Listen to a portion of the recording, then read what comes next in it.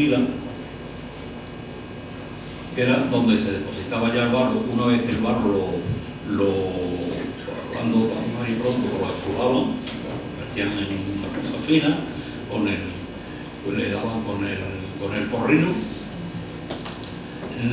lo machacaban y con una puerta pues, lo pasaban a las pilas, que era donde se amasaba el vino. Estoy pensando en el mediodía. Tenemos el pozo que era de donde se nutría para el agua, para hacer el barro, enternecerlo y prepararlo, para que una vez que el barro ya estaba en condiciones para poderlo cortar, se pasaba a la pez.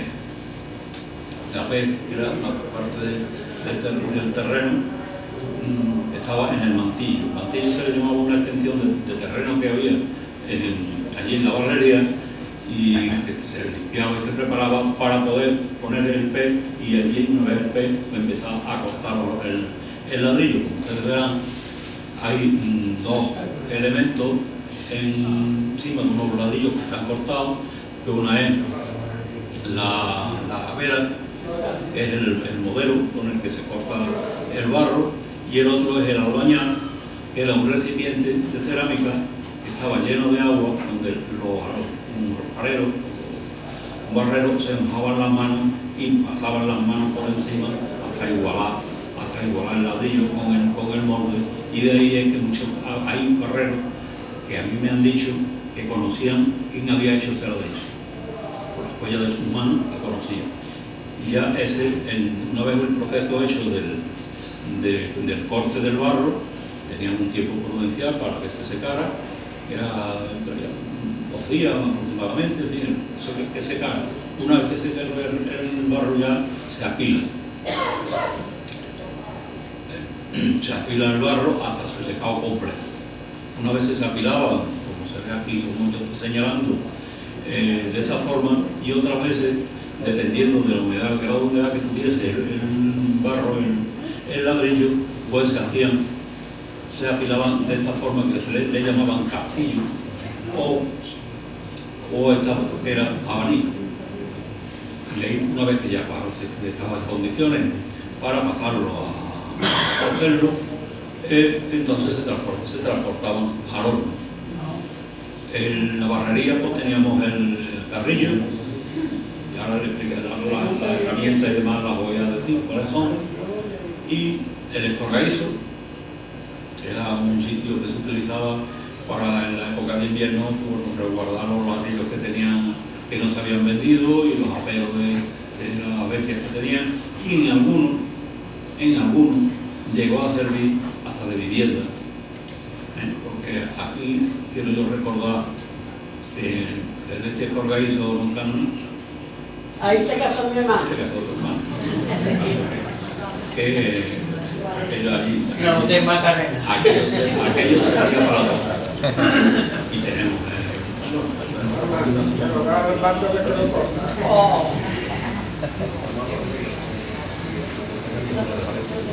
entonces en el horno en el viso se hacían todos cuadrados y con unas dimensiones, unas características muy técnicas, y de eso el compañero Juan Manuel, visita a la barrería de Jaime, pues tomó buena nota de cómo se hacían y todo el sistema, y entonces él, como técnico, arquitecto, pues nos va a explicar cómo era el horno.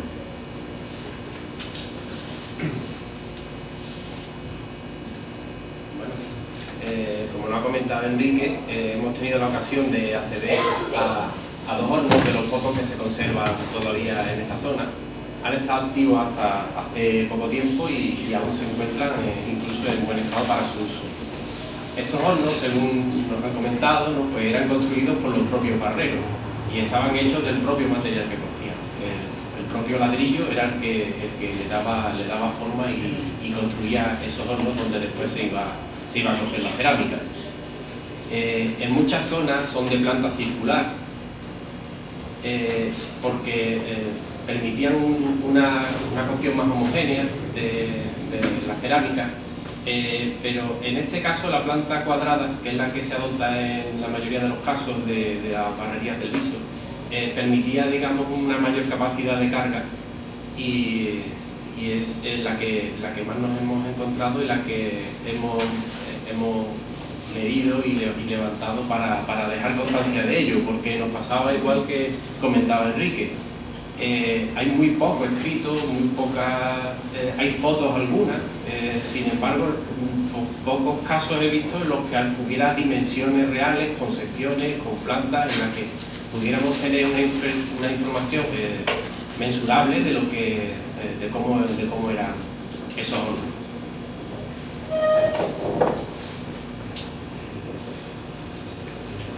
Esos hornos, pues en principio, bueno, aquí hay alguna imagen de algunas zonas que hemos sacado, no son de hornos de aquí, son hornos de la zona de Coria en este caso.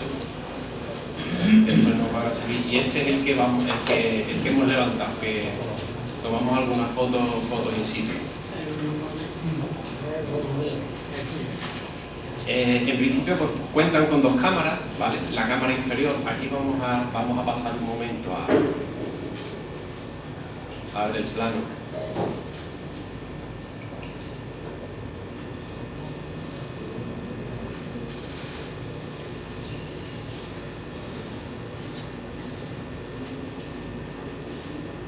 Aquí son dos hornos. Es curioso como apareció también en la ponencia arqueológica de ayer, que me llamó la atención, que comentaba el arqueólogo que había muchos casos en los que aparecían dos hornos juntos. Pues este sería uno de ellos, según nos comentó, pues porque hubo un primero de un tamaño mayor, que después se le hizo una pared interior por dentro para adaptarlo mejor a las necesidades de producción que hubo posteriormente. Y al lado de este primer horno pues aparece un segundo. Bueno, pues como comentaba, aquí vemos una sección de este horno de aquí, del más pequeño.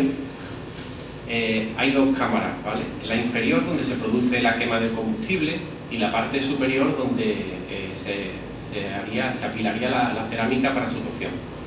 La separación entre ambas cámaras se produce con una zona de unos arcos principales, que serían estos, en este caso los que están en gris, y después estos arcos están arriostrados por unos elementos menores que se llaman zabaletes. Esto hace que se cree esa especie de parrilla que permite el paso del calor de la cámara de combustión de abajo a la cámara de cocción de arriba. Es curioso, como veíamos en una de las imágenes cuando llegamos a verlas, ¿no? Que en la parte inferior esto sufre tanto que en muchas ocasiones había que repararlas después de varias cocciones, porque veíamos como el ladrillo estaba derretido, o sea, estaba casi fundido del calor que se creaba en la cámara de combustión. Aquí podemos ver esos arcos desde abajo y esos zabaletes que hacían que se creara una especie de parrilla por la que subía el calor hacia arriba.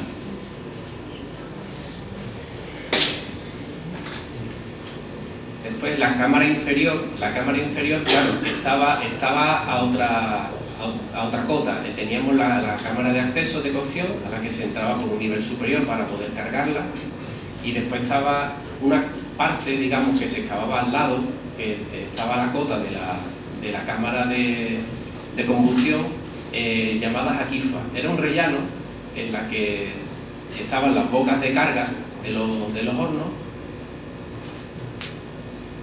y era desde donde se alimentaban estas cámaras. Abajo vemos, esto sería una sección por la cámara inferior del horno, las cámaras de combustión. Vemos las bocas de entrada, las bocas de alimentación, y aquí hay un elemento en el centro llamado cañopla, que era una especie de tubo hecho con una especie de tajea de ladrillo, que hacía que se mejorara la ventilación y se alimentara desde abajo, entrara aire en la cámara de combustión y que esa combustión fuera homogénea.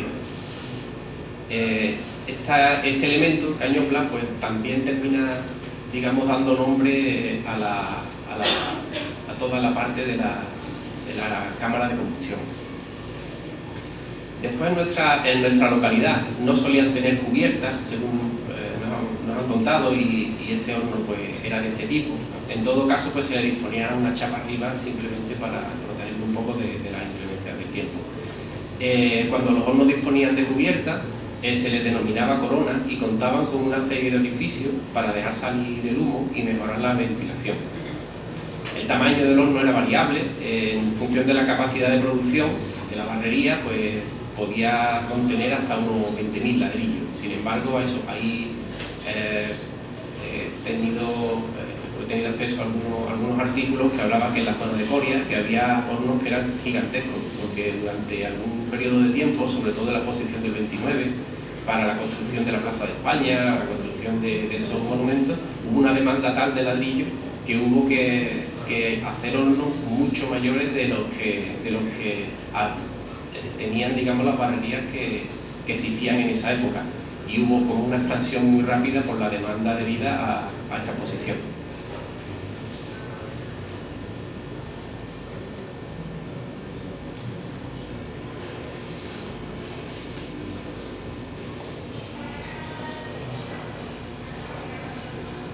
Aquí podemos ver que la cerámica, una vez que tenían el ladrillo seco, pues se iban disponiendo, como vemos aquí, en dagas, digamos. En dagas se les llamaban a esas hiladas de ladrillo de canto que se iban apilando unas encima de las otras para completar el llenado del horno. Había dos tipos de disposición: las primeras, que se colocaban encañadas, digamos, para que dejaran unos orificios entre ellas y dejaran pasar el aire y el calor hacia las capas superiores. Ya una vez que iba llenándose el horno, las superiores se apilaban más cerca unas de las otras, se llevaban dagas embancadas para aprovechar mejor el calor e impedir un poco la salida de ese calor que tiende a ascender hacia arriba, y esto permitía que el ladrillo se pusiera un poquito más junto.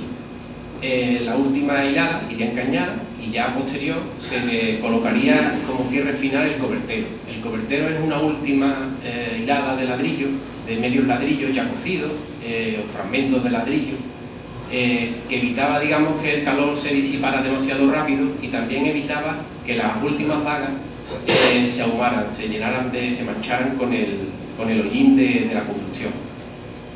Una vez que se cargaba el horno, pues se cerraba la puerta, se tapiaba con ladrillo ya cocido, con trozos, y se embarraba con barro mezclado con lima. Después la cocción es un proceso lento, es un proceso que duraba, según nos han contado, 17, 18 horas, era bastante laborioso y delicado también, porque claro, en un horno de gas pones una determinada temperatura y ya está, y es un proceso que se va a repetir siempre igual. Aquí no, aquí hay que tener cuidado, y es la experiencia del barrero el que hace, según nos han contado, por el color del fuego, pues iban viendo la temperatura y iban viendo la necesidad de cargarlo con más combustible o con menos. Aquí me ha recordado un poco que mi abuelo, que trabajaba en la fragua, que era herrero, pues le pasaba igual. El templado y el trabajo en la fragua lo hacía por el calor, por el color del metal, ¿no? Cómo se iba calentando y cómo iba cogiendo, lo ponía al blanco o lo ponía al amarillo, o lo ponía... Tenían su propio lenguaje, ¿no? Como pasa en este gremio, ¿no? De la barrería, y tantas palabras tan bonitas, ¿no? Como estamos viendo a lo largo de estas ponencias, ¿no? Que caen en desuso, pero que creíamos que era también importante que se conserven. Después, claro, hay esos umbrales de temperatura, ¿no? Por debajo de los 750 grados o por ahí, pues el ladrillo no se cuece, el ladrillo no llega a tener la consistencia y la dureza que debe de tener, y por encima de los 1300 se gresifica, que se llama, ¿no? Incluso ya se derrite, se convierte, se funde la cerámica. Entonces había que tener cuidado con estos dos elementos.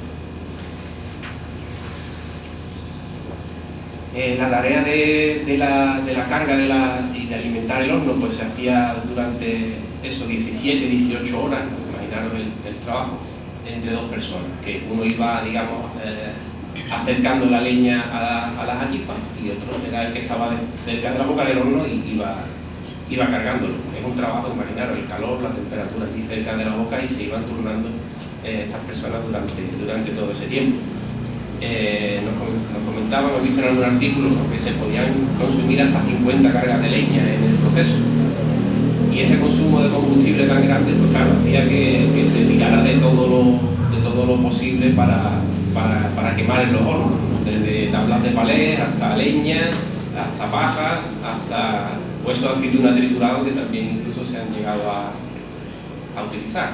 Finalmente, pues una vez que se terminaba el proceso de cocción, que ya pues se veía por la experiencia, ¿no?, como estamos comentando, de que la cocción podía haber finalizado, se esperaba que se enfriase, hemos visto sobre unas 48 horas, según nos han comentado, y después pues se quitaba esa tapia ese tabique de la puerta y se vaciaba en el orden inverso.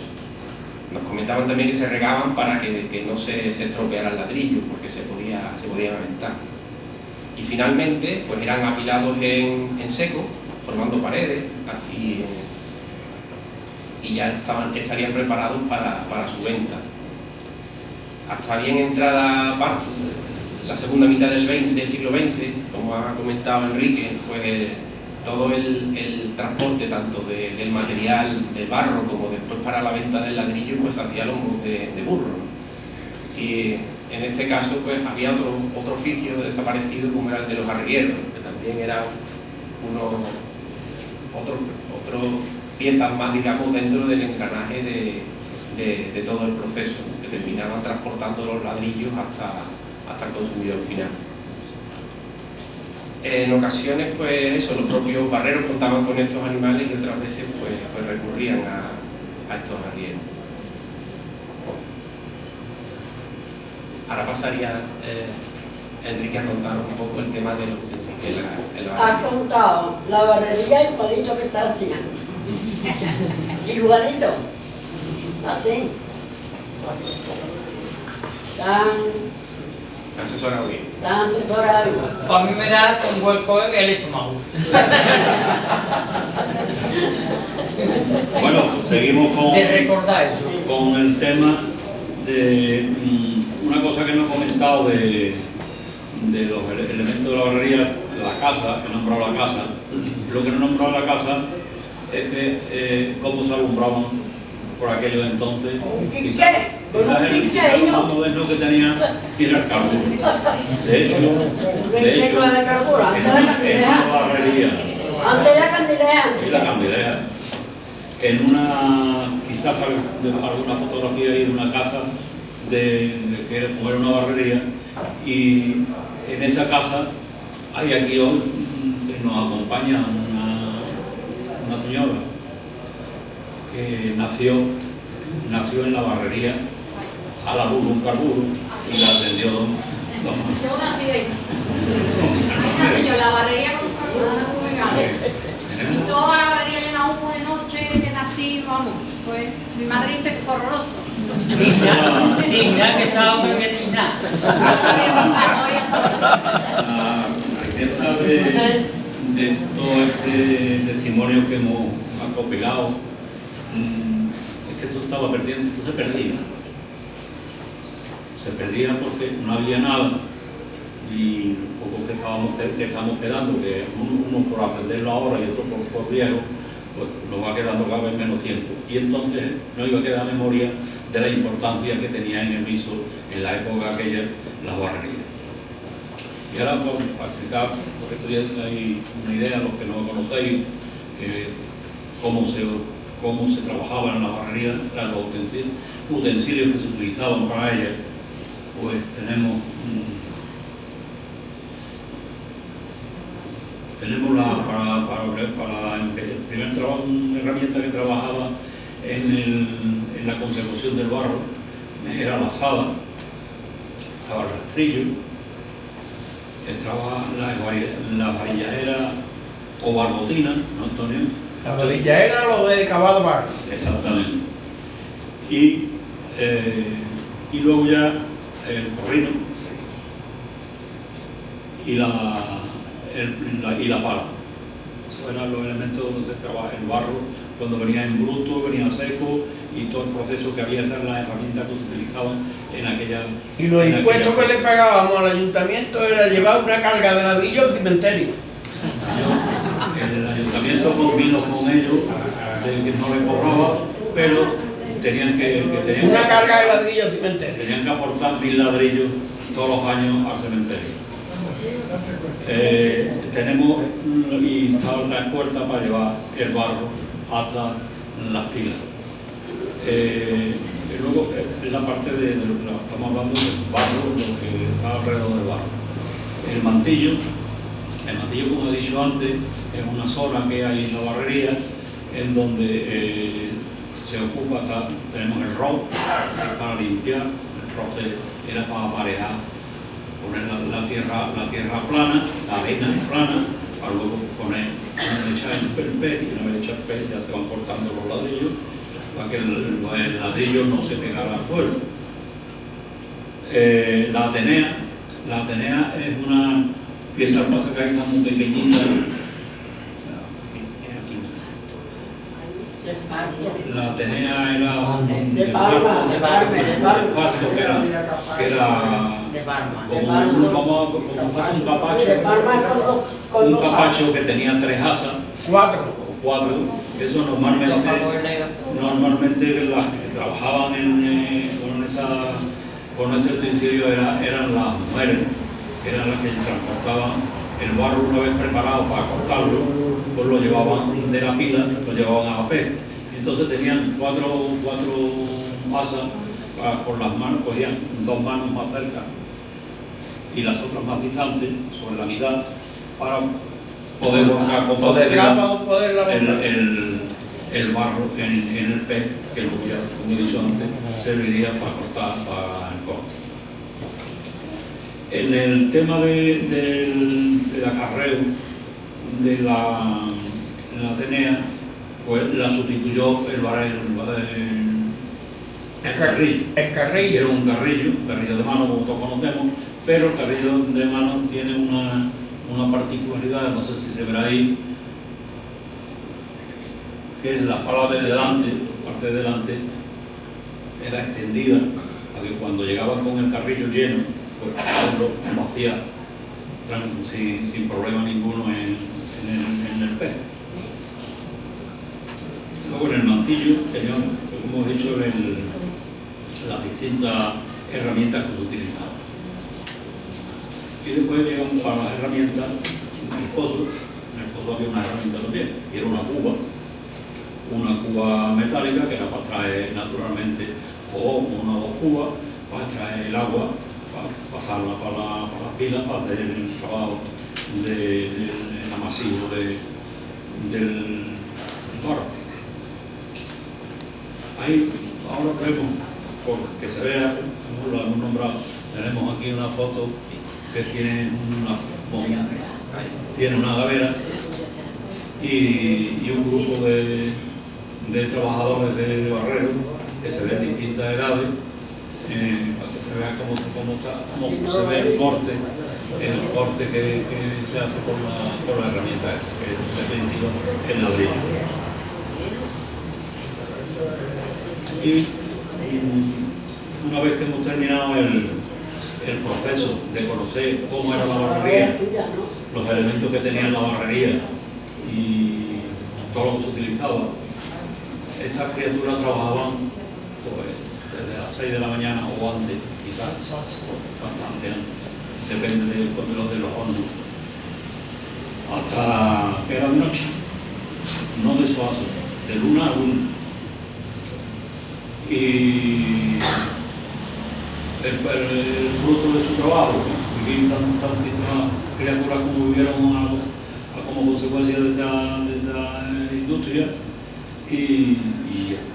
Ahora cuando terminamos de hacer toda la labor esta ya de la barrería, pues decimos, bueno, y ahora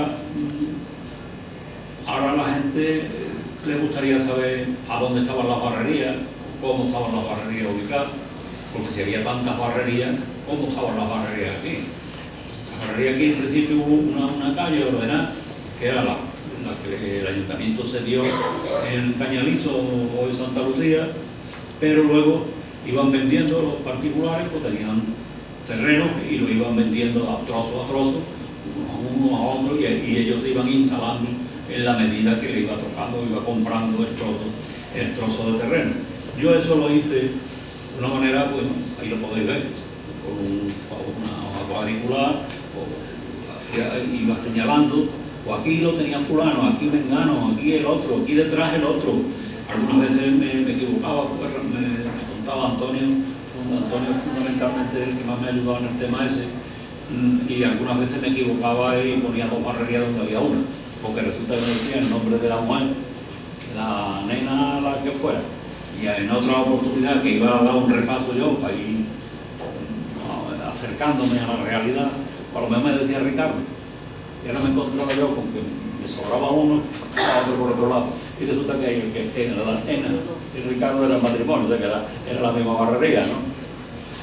Y, en fin, después de este trabajo ya hecho, como ustedes veis ahí, de manera rudimentaria, que no tenía, para mí que yo lo había hecho y para cualquiera que le explicara de los compañeros que estaban en el tema, o Antonio, o cualquiera de ellos le explicaba, y sí, tenían conocimiento, pero otros cualquiera, ustedes cogen eso y dicen, bueno, ¿y eso cómo es? Por dónde entraban, por dónde salían, y entonces entra el trabajo del compañero Juanma, que se ha volcado y ha pasado de lo rústico, de lo humano, de lo manual, pues ha pasado a la mente.